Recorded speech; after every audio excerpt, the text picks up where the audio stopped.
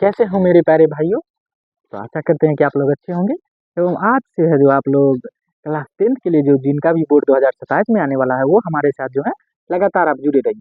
क्योंकि अब जैसा कि आप लोगों को पता है, जो आप लोग अगर इंट्रोडक्शन वीडियो देखे होंगे तो हम लोग आज से जो है फाउंडेशन बैच शुरू कर रहे हैं। किसके लिए फाउंडेशन बैच शुरू करें? क्लास 10th के लिए। बिहार बोर्ड क्लास 10th के लिए जो है आप लोगों का फाउंडेशन बैच इस चैनल यानी कि संभव एकेडमी पे जो है शुरू हो चुका है, जिसमें संजीत सर आपको मैथ पढ़ा देंगे, मनीष सर आपको पॉलिटी और ज्योग्राफी पढ़ाएंगे, विकास सर आपको जो है हिस्ट्री और इकोनॉमिक्स पढ़ाएंगे, और एक और विकास सर जी हैं जो आपको संस्कृत और केमिस्ट्री पढ़ाएंगे। तो मैं आप लोगों को क्या पढ़ाऊंगा? तो मैं आप लोगों का साइंस का जो दो पोर्शन होता है, जिसमें होता है फिजिक्स और बायोलॉजी, मैं फिजिक्स और बायोलॉजी आपको कवर कराऊंगा। तो चलिए बिना समय गड़वाए हम देखते हैं जो फिजिक्स का हमारा सिलेबस क्या है। बिहार बोर्ड में जो है फिजिक्स का सिलेबस 6 से 7 चैप्टर का होता है। उसके बाद हमारा बायोलॉजी हो जाएगा। तो चलिए देखते हैं जो हमारा फिजिक्स का क्या सिलेबस है। फिजिक्स का हमारा पहला चैप्टर जो था वो हमारा है फिजिक्स का पहला चैप्टर प्रकाश का परावर्तन। तो पहला चैप्टर हम पढ़ेंगे प्रकाश का परावर्तन, दूसरा चैप्टर हम पढ़ेंगे प्रकाश का अपवर्तन। तो दोनों चैप्टर में क्या पढ़ेंगे? पहले प्रकाश का जो परावर्तन पढ़ लेंगे, उसके बाद साथ ही साथ प्रकाश का अपवर्तन। ये दोनों चैप्टर खत्म करने के बाद ये दोनों को आपके बाद जो है प्रकाश का जो बेसिक होगा वो बेसिक आप दोनों को इस चैप्टर में क्लियर हो जाएगा। उसके बाद मैं आप लोगों को बताऊंगा जो मानव। तो आप प्रकाश तो आपको देखने में मदद करता है, आप लेकिन देखते हैं आप किससे? देखते हैं अपने आँख से।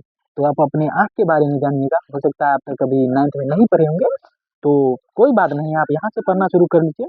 तो हम यहाँ से पढ़ेंगे मानव नेत्र पढ़ेंगे, उसके बाद यहाँ पर तो प्रकाश का अपवर्तन पढ़ेंगे, यहाँ वायुमंडलीय अपवर्तन पढ़ेंगे, उसके बाद हम वर्ण विक्षेपण पढ़ेंगे। तो हमारा ये तीसरा टॉपिक हो गया, और चौथा टॉपिक जो है हमारा करंट यानी कि विद्युत धारा के बारे में बात करेंगे। विद्युत धारा क्या होता है, विद्युत धारा का समायोजन कितना प्रकार का होता है, समांतर श्रेणी, उसके बाद श्रेणी क्रम समांतर क्रम, ये जो होता है वो सब मैं इसको आपको मैं पढ़ाऊंगा। उसके बाद मैं आपको पढ़ाऊंगा विद्युत धारा का चुंबकीय प्रभाव। क्या पढ़ाऊंगा मैं आपको? विद्युत धारा का चुंबकीय प्रभाव। ये सब कवर कराने के बाद हमारा जो फिजिक्स का लास्ट चैप्टर बचेगा वो हमारा होगा ऊर्जा के स्रोत। ऊर्जा के स्रोत, तो ये सब जो है आप ये सारा चैप्टर जो है, ये इतना चैप्टर अगर आप पढ़ लेते हैं तो चाहे आप एनसीईआरटी पढ़िए, भारतीय भवन पढ़िए, कोई भी चीज़ पढ़िए, आपको जो है पूरा आपको समझ आएगा। अगर आप एनसीईआरटी पढ़िएगा तो आपको एनसीईआरटी भी समझ आएगा। अगर बहुत सारे बच्चे ऐसे होते हैं जो क्लास 10 के लिए भारतीय भवन पढ़ते हैं, तो आप अगर भारतीय भवन पढ़िएगा तो भारतीय भवन में यही चैप्टर ही है। तो आप लोग यहाँ फिजिक्स में हमारे साथ कवर कर लीजिए। उसके बाद आपके जो फिजिक्स में अगर हम बात करें जो हमारे जो है एग्जाम में साइंस का वेटेज कितना रहता है, तो हमारे एग्जाम में साइंस कितना आता है। तो जैसा कि आपको पता है, जो साइंस 80 नंबर के लिए आप एग्जाम देते हैं, और 20 नंबर यानी कि जो प्रैक्टिकल होता है 20 नंबर आपको कॉलेज से दिया जाता है, और 80 नंबर कहाँ से दिया जाता है? 80 नंबर के लिए आप एग्जाम देते हैं। और इस 80 नंबर में से जो होता है 50% जो होता है ऑब्जेक्टिव होता है, और 50% सब्जेक्टिव होता है। कितना? 50% ऑब्जेक्टिव और 50% सब्जेक्टिव। तो 40 क्वेश्चन आपको बनाना रहता है, और देता कितना है? 80 क्वेश्चन। 80 क्वेश्चन आपको ऑब्जेक्टिव देगा, जिसमें से 40 आपको बनाना है। तो यानी कि आपको 50% ही बनाना है, 80 में से आधा आपको बनाना है। इसी प्रकार जितना अगर जो हो गया आपका लिखने वाला प्रश्न जो होता है वो होता है लघु उत्तरीय और दीर्घ उत्तरीय। तो इसमें भी आपको दे देगा, जो जितना लघु उत्तरीय होगा वो सब डबल रहेगा। यानी कि उसमें से जितना लघु उत्तरीय दिया रहेगा उसमें से आधा बनाना है, जितना दीर्घ उत्तरीय दिया रहेगा उसमें से भी आपको आधा बनाना है। तो आपको कितना कितना नंबर के लिए आपको एग्जाम देना है? आपको 80 नंबर के लिए एग्जाम देना है। और 20 नंबर आपको कहाँ से मिलेगा? 20 नंबर आपको कॉलेज से मिलेगा। कहाँ से मिलेगा? 20 नंबर आपको कॉलेज से मिलेगा। तो हमारे एग्जाम में कितना का वेटेज है साइंस का? साइंस का वेटेज है 80 नंबर। तो चलिए हम देखते हैं जो इसके बाद हम फिजिक्स को किस प्रकार से कवर करेंगे। तो पहला चैप्टर जो आज हम बता देते हैं जो किस प्रकार से हम चैप्टर को शुरू करेंगे, एवं हम अगले दिन से यानी कि हमारे जो कल का क्लास होगा, कल के क्लास से हम आपको एकदम शेड्यूल तरीके से जो आपको पढ़ाना शुरू कर देंगे। तो हमारा पहला चैप्टर क्या है? हमारा पहला चैप्टर है प्रकाश का परावर्तन यानी कि रिफ्लेक्शन ऑफ लाइट।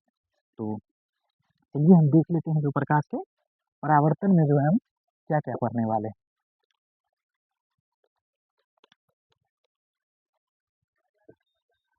तो चलिए इससे पहले मैं आपको साइंस के बारे में कुछ बता ही देता हूँ। जो साइंस क्या होता है, साइंस यानी कि विज्ञान क्या होता है। तो विज्ञान क्या होता है, विज्ञान होता है क्रमबद्ध तरीके से प्राप्त ज्ञान को हम क्या कहते हैं, विज्ञान।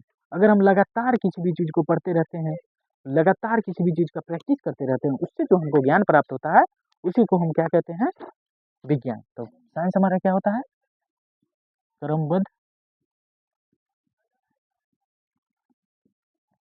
तरीके से, क्रमबद्ध, देख लीजिए एक और शब्द इसमें जोड़ लीजिए, क्रमबद्ध एवं सुव्यवस्थित,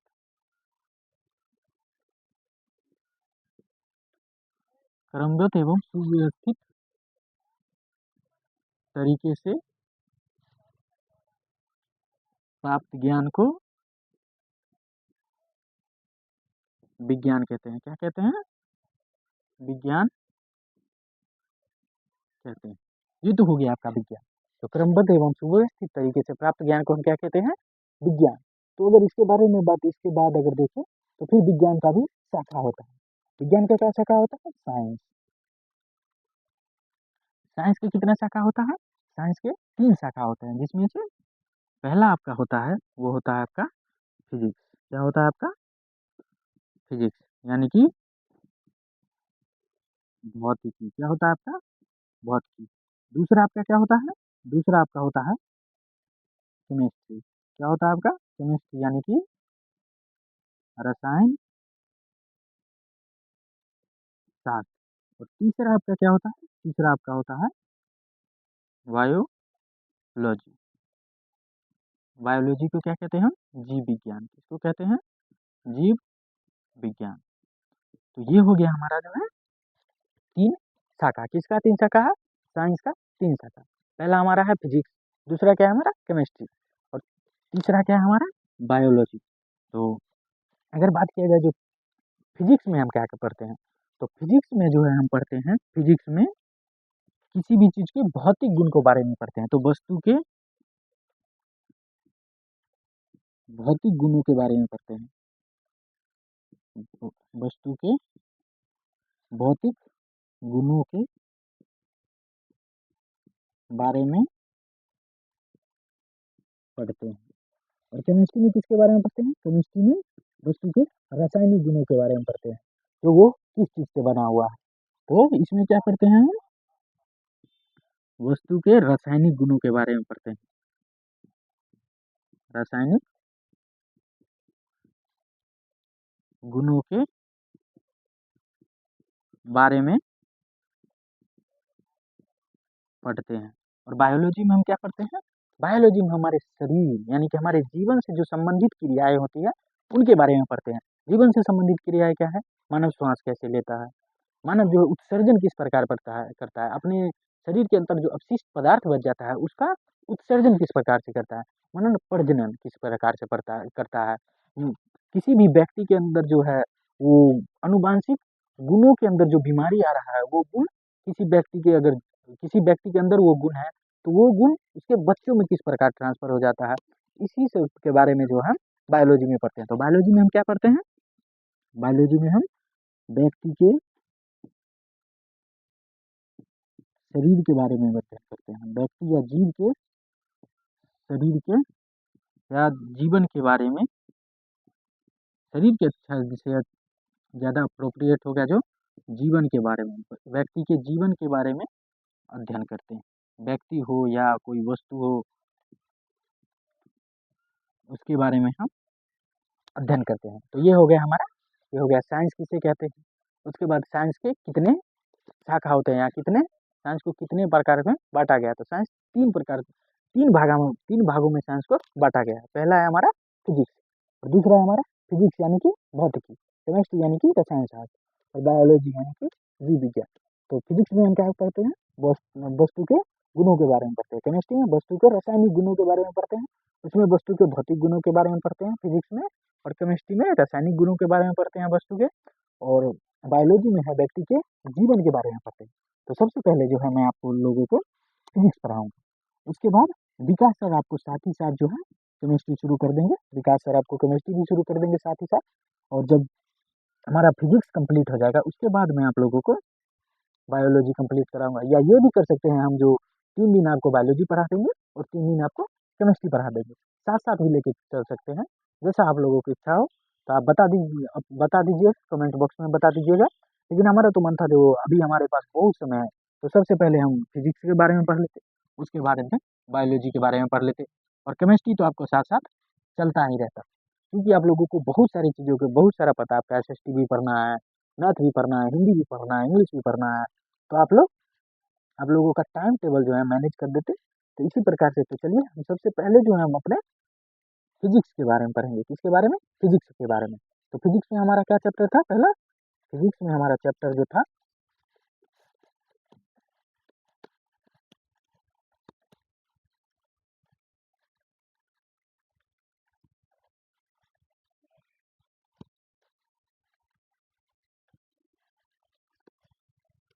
फिजिक्स में हमारा पहला चैप्टर क्या था?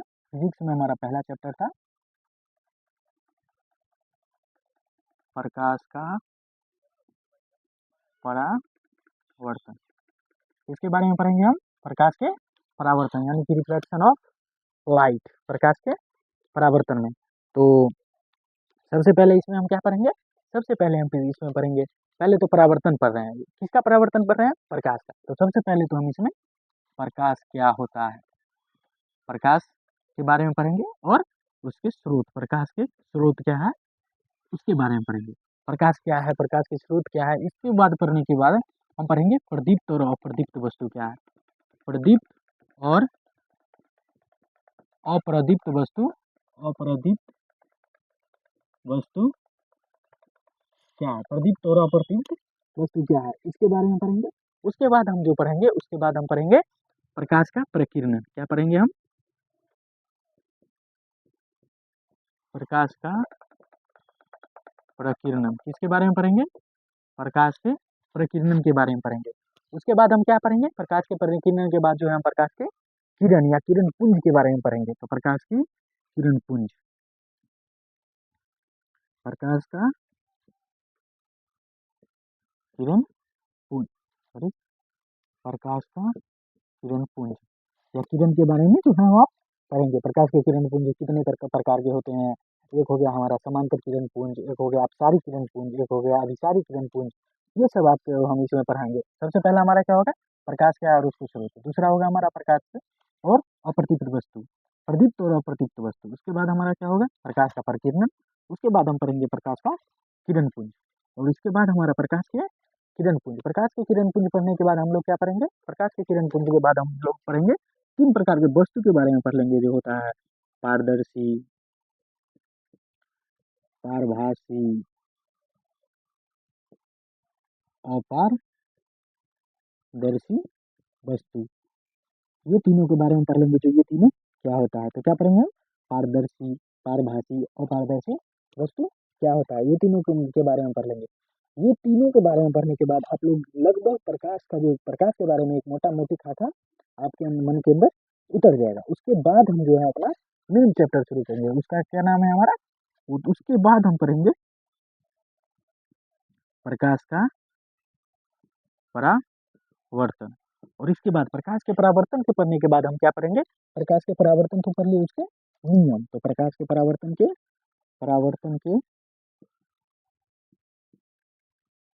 नियम, परावर्तन के नियम पढ़ने के बाद प्रकाश का परावर्तन पढ़ेंगे, प्रकाश के परावर्तन के नियम पढ़ेंगे। प्रकाश के परावर्तन के नियम पढ़ने के बाद हम लंबवत, इसी में जो है प्रकाश के परावर्तन में ही हम पढ़ लेंगे। अगर लंबवत परावर्तन होता है, किसी वस्तु पे प्रकाश जो है सीधा पड़ता है, तब किस प्रकार से परावर्तन होगा, उसी को हम प्रकाश के परावर्तन में ही पढ़ लेंगे। तो उसके बाद जो हमारा हो जाएगा प्रकाश के परावर्तन के नियम, उसके बाद हम पढ़ेंगे प्रतिबिंब। क्या पढ़ेंगे हम? प्रतिबिंब क्या है, प्रतिबिंब क्या है, प्रतिबिंब क्या है, कितने प्रकार के होते हैं, प्रतिबिंब क्या है, कितने 2 प्रकार के प्रतिबिंब होते हैं, आभासी प्रतिबिंब या काल्पनिक प्रतिबिंब और वास्तविक प्रतिबिंब। इसको हम पढ़ेंगे। उसके बाद पढ़ने के बाद हम लोग जो पढ़ेंगे, समतल दर्पण द्वारा प्रतिबिंब किस प्रकार बनेगा। तो पढ़ेंगे हम समतल दर्पण द्वारा बना प्रतिबिंब, समतल दर्पण का प्रतिबिंब, ये पढ़ेंगे। समतल दर्पण का प्रतिबिंब पढ़ने के बाद हम क्या पढ़ेंगे, समतल दर्पण तो हो गया, उसके बाद हम गोलीय दर्पण पढ़ेंगे। क्या पढ़ेंगे इसमें, उसके बाद हम पढ़ेंगे गोलीय दर्पण। क्या पढ़ेंगे, गोलीय दर्पण। और गोलीय दर्पण में दो दर्पण आते हैं, मैं आप लोगों को गोलीय दर्पण पढ़ाऊंगा। एक होता है अवतल दर्पण, एक होता है उत्तल दर्पण। अवतल दर्पण से प्रतिबिंब किस प्रकार बनेगा मैं आपको वो भी पढ़ाऊंगा। उत्तल दर्पण से प्रतिबिंब हमारा किस प्रकार से बनेगा मैं आपको वो भी पढ़ाऊंगा। तो परावर्तन वो किरण आरेख जो खींचना के लिए आपको मांगता है वो भी मैं आप लोगों को पढ़ा दूंगा, किस प्रकार बनते हैं अवतल दर्पण के उपयोग, उत्तल दर्पण के उपयोग, उत्तल दर्पण कहाँ कहाँ उपयोग है, अवतल दर्पण कहाँ कहाँ उपयोग है, ये सब मैं आप लोगों को इसी गोलीय दर्पण में ही पढ़ा दूंगा। गोलीय दर्पण के बाद जो हम पढ़ेंगे, गोलीय दर्पण के बाद हम पढ़ेंगे गोलीय दर्पण में वक्रता त्रिज्या और फोकस दूरी के बीच संबंध। तो गोलीय दर्पण के फोकस दूरी एवं वक्रता त्रिज्या संबंध, वक्रता त्रिज्या संबंध, इसके बारे में पढ़ेंगे हम। फोकस दूरी और वक्रता त्रिज्या संबंध, इसके बारे में हम पढ़ेंगे, क्योंकि जैसा कि आप लोगों को पता है जो ये प्रूव करने के लिए अभी आप इससे बिहार बोर्ड के एग्जाम में पूछ लेता है, जो F बराबर R/2 प्रूव कीजिए किसमें, ये तो लगभग अवतल दर्पण में ही पूछा जाता है। तो मैं आप लोगों को अवतल दर्पण और उत्तल दर्पण दोनों में बता दूंगा। तो अवतल दर्पण और उत्तल दर्पण दोनों में F बराबर R/2 को आप प्रूफ किस प्रकार पर करिएगा मैं इसी में बता दूंगा, फोकस दूरी एवं वक्रता त्रिज्या संबंध में। उसके बाद जो है हमारा 2-3 छोटा सा टॉपिक बच जाता है, वो हमारा हो जाता है, वो है हमारा चिन्ह परिपाटी। चिन्ह परिपाटी क्यों पढ़ेंगे, चिन्ह परिपाटी जब आप दर्पण सूत्र पढ़ेंगे तो उसमें जो आपका VUF होगा वो चिन्ह परिपाटी ही बताएगा, जो V को कब पॉजिटिव लेना है, U को कब पॉजिटिव लेना है, V को कब निगेटिव लेना है, U को कब निगेटिव लेना है, F को कब पॉजिटिव, F को कब निगेटिव, ये सब आपको चिन्ह परिपाटी में ही बताया जाएगा।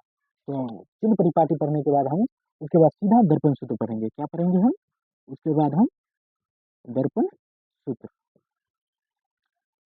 पढ़ेंगे।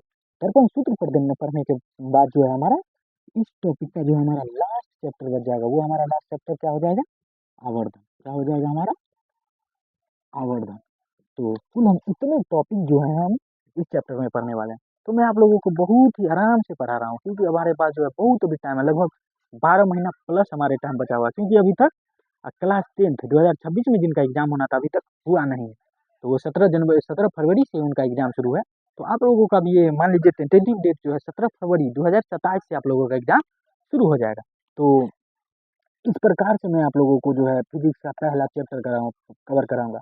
इसी प्रकार मैं जब आपका फिजिक्स का अगला चैप्टर शुरू करूंगा, चैप्टर शुरू करने के पहले ही मैं आपको बता दूंगा जो उस चैप्टर में हम लोग क्या क्या पढ़ने वाले हैं। आप यहाँ पढ़ के भी आ सकते हैं, नहीं तो मैं तो आपको कहूँगा जो भी आपका किताब होगा उससे आप पहले किताब पढ़ के आइएगा, उसके बाद मैं जो आपको बताऊंगा वो देख लीजिएगा, तो आप लोगों को बहुत ज़्यादा फायदा होगा।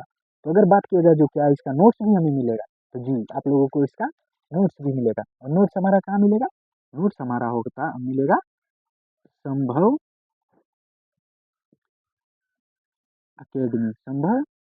अकेडमी आपका टेलीग्राम चैनल होगा, वहाँ पे आपको जो है ये नोट्स देखने को मिल जाएगा। संभव अकेडमी टेलीग्राम चैनल पे जो है आपका ये नोट्स देखने को मिल जाएगा। अब अगर जब आपका बिहार बोर्ड का एग्जाम आने वाला होगा, तब आप इस नोट्स को जो नोट्स देंगे उसको आप तुरंत रिवाइज कर सकते हैं। ये एकदम संक्षेप नोट्स होगा जो आप कभी भी रिवाइज कर सकते हैं, किसी भी सेंटअप एग्जाम हो चाहे कोई भी एग्जाम हो, एग्जाम देने से पहले आप इस नोट्स से जो है तुरंत रिवाइज कर लीजिएगा, जिससे आप लोगों को पता चल जाएगा जो इस चैप्टर में हम लोग क्या क्या पढ़े थे। तो ये सब चैप्टर पढ़ाने के बाद जो हमारा हो जाएगा, तो अगर तो मैं आप लोगों को न्यूमेरिकल भी 1-2 करा दूंगा, क्योंकि न्यूमेरिकल कभी कभार हमारे बोर्ड एग्जाम में पूछ लेता है।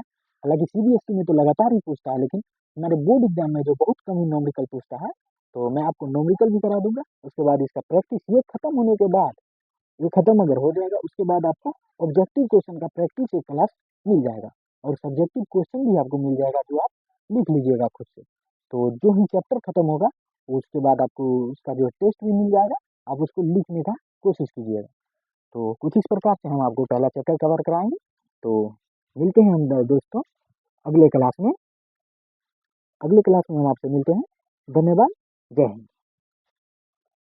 और सॉरी जाने से पहले एक और बात, अगर आप लोगों को ये वीडियो अच्छा लगा तो अपने दोस्तों में भी शेयर कर लीजिएगा और इस चैनल को जो है सब्सक्राइब भी कर लीजिएगा और कमेंट भी कर लीजिएगा तो आपको ये लेक्चर कैसा लगा। तो मिलते हैं हम आपसे अगले क्लास में। धन्यवाद।